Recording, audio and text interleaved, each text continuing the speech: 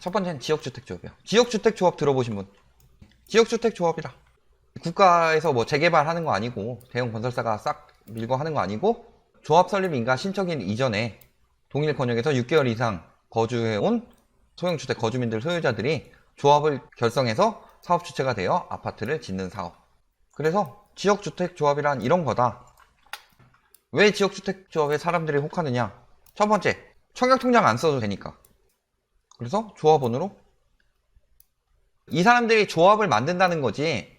그러니까 다른 사람들도 여기 조합원으로 들어가서 그 해당 지역 거주자면은 조합원으로 들어가서 청약통장 없이 할 수 있더라. 그 다음에 두 번째, 조합이니까 동호수, 로얄층 먼저 받을 수 있더라. 저기 좋은 있지, 핵심 있지, 좋은 동 이런 것들을 받을 수 있더라.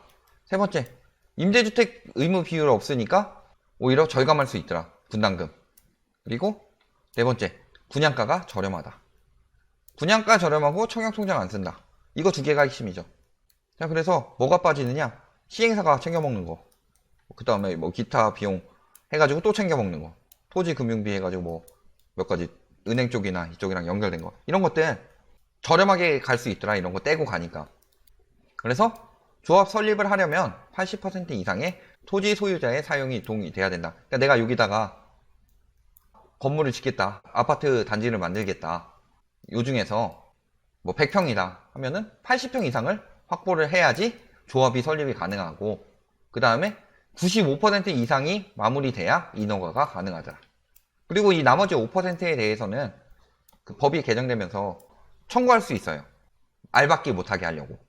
이런 좋은 취지다. 근데 왜 지주택을 하지 말라고 하냐? 되게 좋은데요, 딱 봐도? 왜 안 될까요? 첫 번째, 토지 확보가 어렵더라. 95% 이상 매입이 됐을 때 아까 얘기했듯이 매도 청구권이 발휘가 되더라. 알박기 못하게 하려고.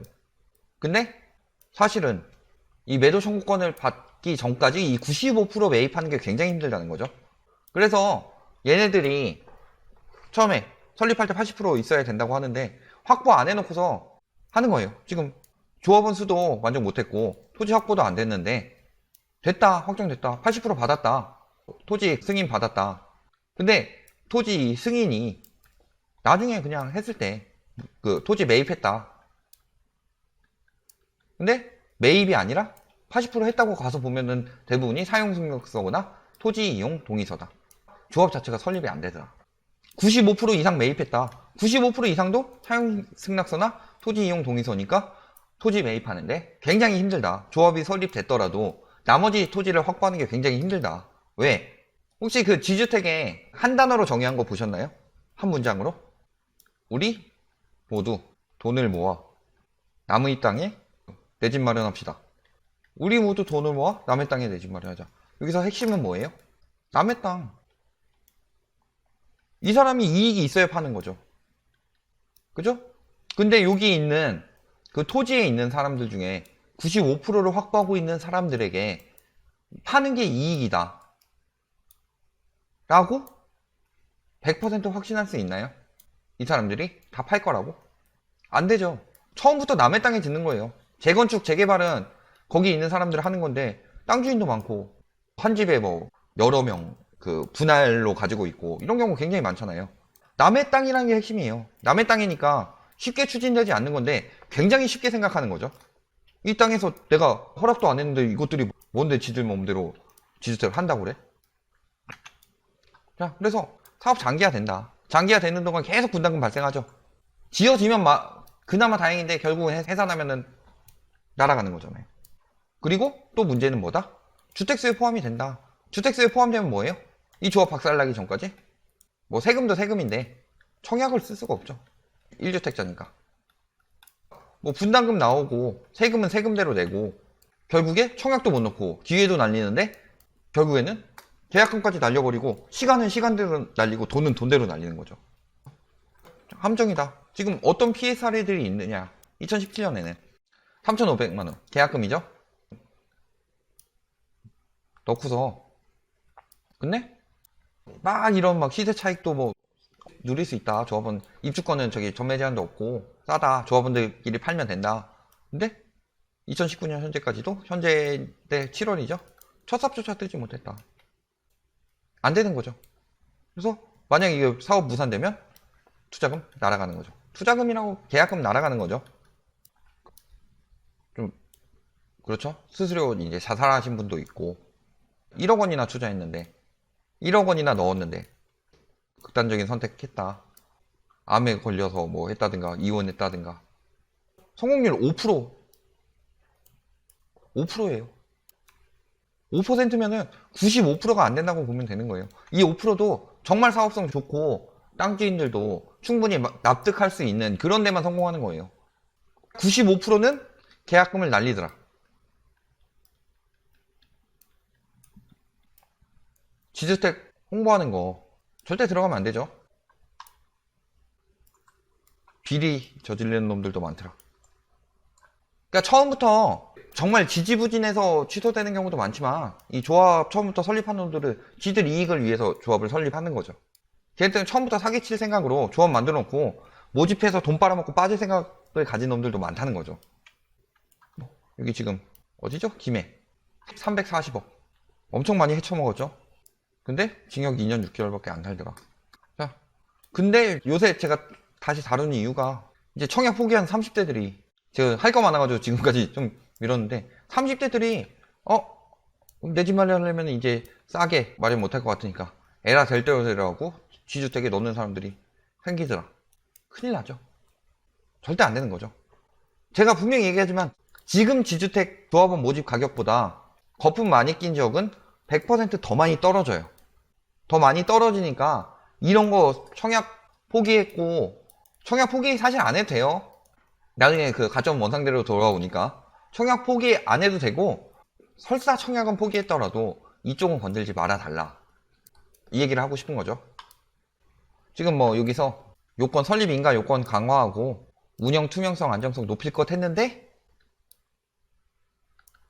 이게 취지는 좋지만 사실은 안 된다.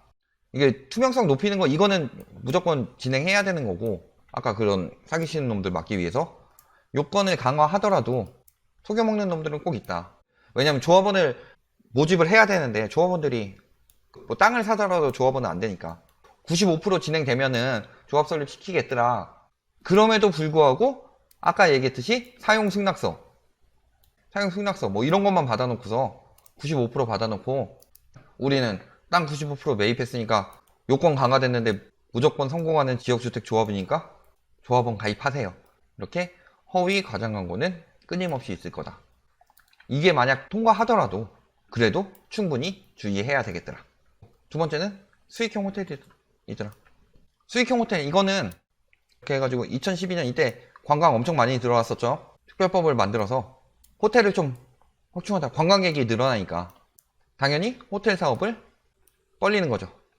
늘려서 관광진흥법에 해가지고 이런 적용받지 진입장벽이 굉장히 낮게 들어가는데 사실은 이렇게 해서 수익을 나오더라. 원 7에서 8% 정도 수익을 내주겠더라.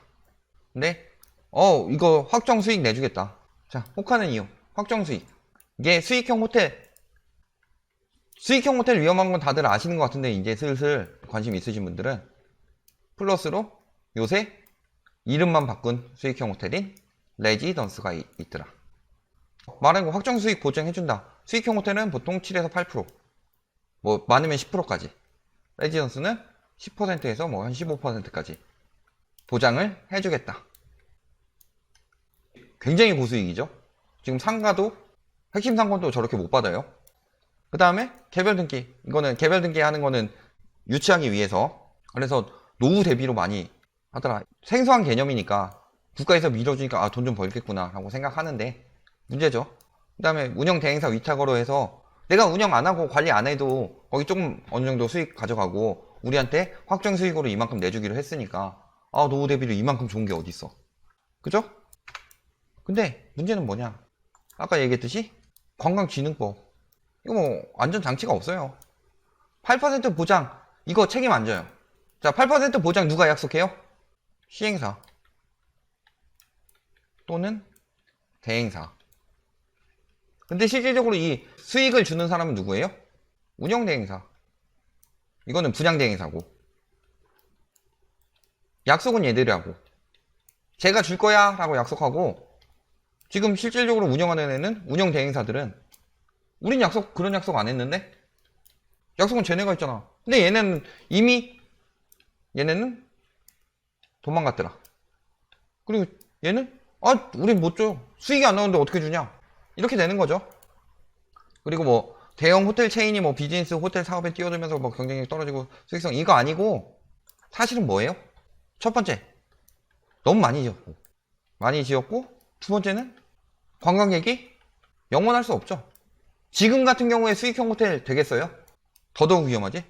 그나마 거의 그 진짜 뚜껑만큼 있는 그 잘 돌아가는 수익형 호텔들도 지금은 관광객이 감소해서 그죠? 여러 가지 사태에 있어서 감소해서 못 버는데 될 리가 없죠.